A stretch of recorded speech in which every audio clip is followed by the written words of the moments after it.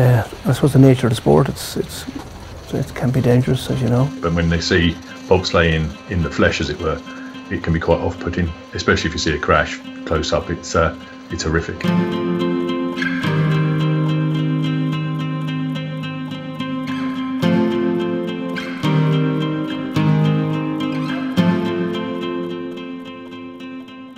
We came across a note that was attached to our boat in the boat tents, and it was a letter from a chap called Larry Tracy, who was an expat. His parents were Irish, wanting to form an Irish bobsleigh team.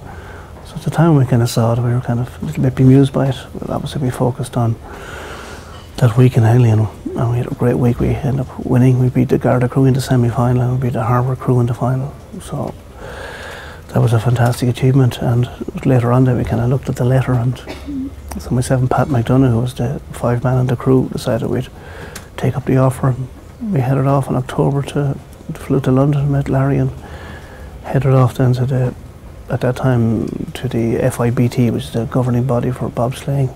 Larry turns out to be a great guy, a great friend of ours still to this day. First and foremost, I mean, being a track and field athlete, it was kind of something I was always interested in because it relates to the sort of speed and power we'd normally be used to. But never in my wildest dreams did I think I'd get the chance to do it. So I used to have actually a poster from an Adidas calendar up on my wall when I was at university which showed bobsleigh in it. And it was a far off distant dream, but then it became reality.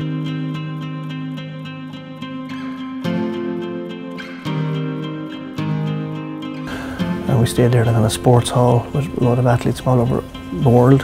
They were trying to encourage more nations to get involved, to train more people. So it was a pretty hairy week. I suppose it's your ultimate white knuckle ride compared to, I don't know how you compare it to anything like jumping off a plane or something, or maybe some crazy roller coaster ride, but it was great fun. And there was a little mini competition held at the end of the week, and myself and Andrew Hodges won it. Prince Albert and his brakeman was second. I think Christian Miley became Olympic champion with the Austrian team. Might have been third, I can't remember, but we had a great week and kind of stemmed from there.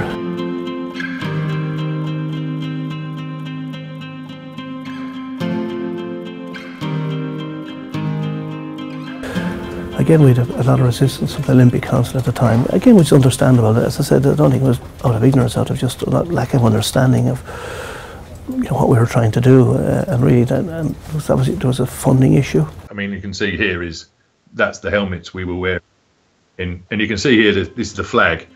But such is the poverty of Ireland at the time. If you peel back the gold of the flag, it's got the Italian flag. They just stuck a bit of yellow over the top of it.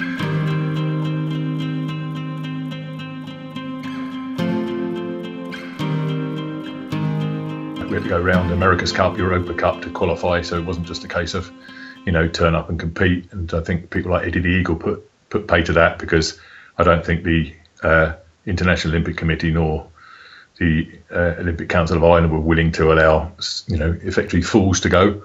So qualification had to go to Calgary, had to go all around Europe to qualify.